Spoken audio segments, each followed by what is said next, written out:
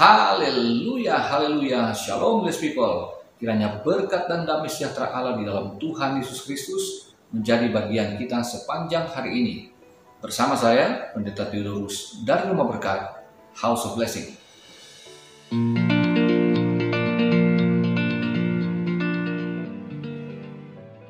Blessed people, tema kita hari ini adalah paradoks jemaat menghadapi hari-hari yang jahat. Firman Tuhan terambil dari Efesus pasal 5 ayat 15 sampai 21. Saya bacakan bagi saudara. Begini firman Tuhan, "Karena itu perhatikanlah dengan saksama bagaimana kamu hidup, janganlah seperti orang bebal, tetapi seperti orang arif. Dan pergunakanlah waktu yang ada karena hari-hari ini adalah jahat. Sebab itu janganlah kamu bodoh, tetapi usahakanlah supaya kamu mengerti kehendak Tuhan. Dan janganlah kamu mabuk oleh anggur, karena anggur menimbulkan hawa nafsu, tetapi hendaklah kamu penuh dengan roh, dan berkata-katalah seorang kepada yang lain dalam mazmur, kirim puji-pujian dan nyanyian rohani. Bernyanyi dan bersoraklah bagi Tuhan dengan segenap hati. Ucaplah syukur senantiasa atas segala sesuatu dalam nama Tuhan kita Yesus Kristus kepada Allah dan Bapa kita, dan rendahkanlah dirimu seorang kepada yang lain di dalam takut akan Kristus." Saudara yang terkasih dalam Tuhan, ayat 16 mengatakan, hari-hari ini adalah jahat. Dari teks Yunaninya menunjukkan bahwa kejahatan itu eksis, ada, dan sedang berlangsung pada hari-hari ini. Kita hidup di dunia yang semakin hari semakin jahat. Dan kita juga digoda untuk ikut mengambil bagian di dalamnya. Untuk itu, Rasul Paulus mengajar kepada jemaat agar mereka hidup secara paradoks dengan dunia ini.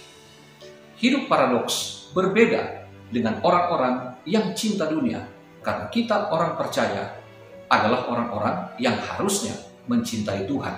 Nah saudaraku, ada 3 paradoks yang Paulus ajarkan kepada jemaat. Yang pertama di ayat 15, jangan bebal, tetapi jadilah arif atau bijaksana. Yang kedua di ayat 17, jangan bodoh, tetapi mengertilah kehendak Tuhan. Yang ketiga di ayat 18, jangan mabuk oleh anggur, tetapi penuhlah dengan Roh Kudus. Jadi kita menemukan yang negatif dan dilarang adalah jangan bebal, jangan bodoh, dan jangan mabuk oleh anggur. Lalu kita menemukan juga yang positif dan yang diharuskan. Jadilah arif atau bijaksana, mengertilah kehendak Tuhan, dan penuhlah dengan Roh Kudus. Saudara yang terkasih, sebagai orang yang arif atau bijaksana, kita tentu dapat memahami apa yang dikatakan oleh Paulus ini, bahwa mempergunakan waktu yang ada adalah cara untuk menghadapi kejahatan yang sedang berlangsung pada hari-hari ini yang memancing kita atau menggoda kita untuk mengambil bagian di dalamnya. Untuk itu, perlu kebijaksanaan. Dan di dalam kebijaksanaan itu kita tahu bahwa ada waktu atau kairos dari teks Yunani yang berarti kesempatan atau momentum dalam konteks ini, maka kita tidak akan pernah menyia-nyiakan waktu yang ada, khususnya pada hari-hari ini di mana saudara dan saya tetap masih bergumul karena masih belum pulihnya keadaan bangsa kita, maka tentu kita harus mencari apa sih kehendak Tuhan. Untuk mengerti kehendak Tuhan, maka diperlukan hikmat, kebijaksanaan, bukan dari ilmu yang berasal dari bangku sekolah, tetapi dari doa dan perenungan akan firman Tuhan. Sebagai orang yang bijaksana dan mengerti kehendak Tuhan, maka sepatutnya lah kita hidup penuh dengan Roh Kudus. Tetapi maknanya berbeda dengan pencurahan Roh Kudus, di mana murid-murid penuh dengan Roh Kudus pada hari Pentakosta dalam Kisah Para Rasul 2 ayat 4 misalnya.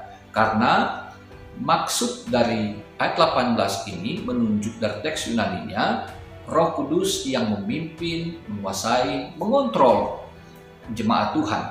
Tetapi saudaraku, jika pada Kisah Rasul 2 ayat 4 itu pencurahan Roh Kudus, murid-murid dipenuhi dengan Roh Kudus tanpa peran serta manusia, maka penuh dengan Roh Kudus dari teks Yunani plero di sini ada unsur atau pihak manusia yang ambil bagian juga, bekerja sama dengan Roh Kudus itu.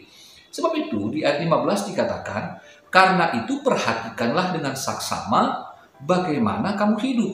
Perhatikan dengan sungguh-sungguh bagaimana kamu mengatur hidupmu sendiri. Tetapi dalam tuntunan Roh Kudus, saudaraku, dalam kontrol Roh Kudus. Jadi jemaat Kristen tidak suka-suka hidupnya, tetapi tetap di bawah naungan, di bawah bimbingan dari Roh Kudus yang tentu bersesuaian dengan firman Tuhan. Jadi dengan demikian, penuh dengan Roh Kudus di sini, ada upaya kita juga untuk bersedia dipimpin dengan kerelaan hati. Karena ingat, manusia punya kehendak bebas, dia bisa menuruti atau menolak tuntunan Roh Kudus itu. Nah, kemudian kita menemukan bahwa implikasi dari paradoksal jemaat dengan orang dunia adalah apa yang dikatakan di ayat 18. Jika orang yang mabuk anggur menghasilkan hawa nafsu, maka orang yang dipenuhi oleh Roh Kudus, dia akan menghasilkan sesuatu yang kudus, yang baik, dan memuliakan Tuhan. Jika orang mabuk mengeluarkan perkataan-perkataan yang ngelantur, ngalor ngidul, saya ngerti betul karena saya mantan pemabuk, saudara. Ya, tetapi orang yang dipenuhi dengan Roh Kudus adalah orang-orang yang tahu mengeluarkan kata-kata yang baik dan benar. Dan itu ditujukan untuk Tuhan. Apa yang dikatakan di ayat 19 dan 20 merupakan bagian daripada ibadat yang dilakukan secara komunal. Dalam ibadah Kristen, maka perkataan-perkataan yang keluar dari jemaat adalah perkataan-perkataan yang indah dan mulia. Karena yang disampaikan di sana adalah puji-pujian dan sorak-sorai kepada Tuhan. Dan semua yang dilakukan itu dengan segenap hati jemaat. Karena orang yang dipimpin oleh Roh Kudus tidak akan memberikan setengah hatinya ketika beribadah kepada Tuhan. Saudara, kalau kita masih beribadah setengah hati, maka mari kita bertanya, jangan-jangan saya belum dipenuhi dengan Roh Kudus. Karena ingat, penuh dengan Roh Kudus bukan dipenuhi dengan karunia-karunia Roh Kudus, tetapi di sini dipimpin, dikontrol, dikuasai oleh Roh Kudus itu.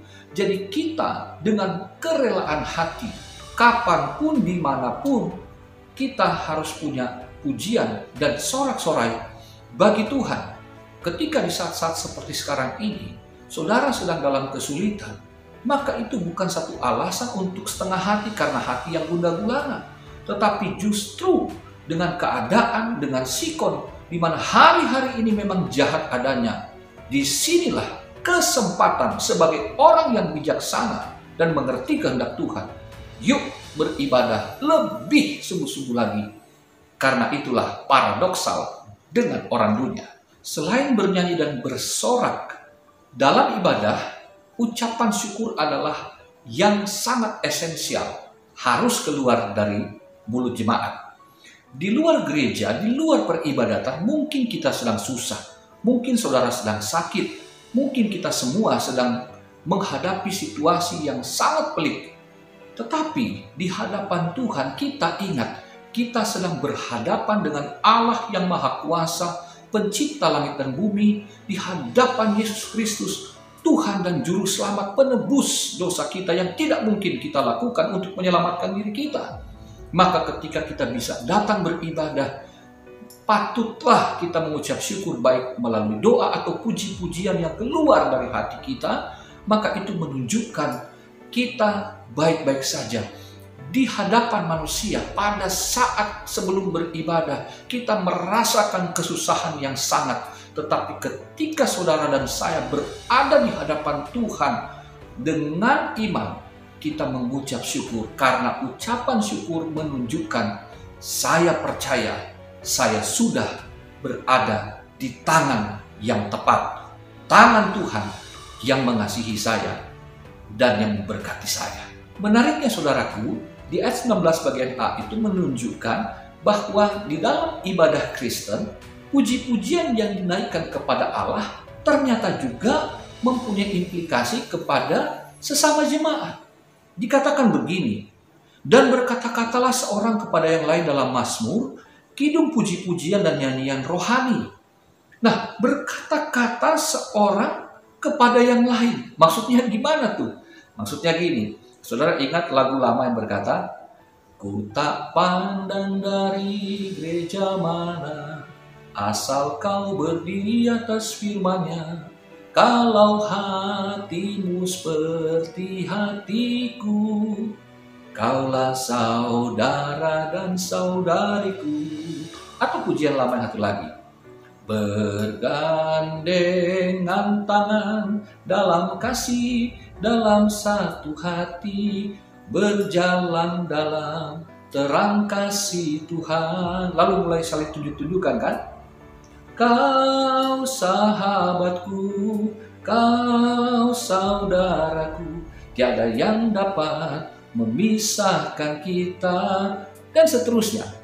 Itulah maksudnya. Jadi ternyata dalam ibadah, puji-pujian itu yang ditujukan kepada Allah secara vertikal, itu juga berimplikasi secara horizontal bagi sesama kita. Dan akhirnya implikasi dari ibadah yang mana kita orang-orang yang dipenuhi dengan Roh Kudus adalah di ayat 21, rendahkanlah dirimu seorang kepada yang lain dalam takut akan Kristus. Jadi orang yang dipenuhi dengan Roh Kudus tahu menghargai orang lain, tahu menghormati orang lain. Jangan pakai perkataan kita untuk membuli, merendahkan, menghina orang lain, apalagi sesama kita.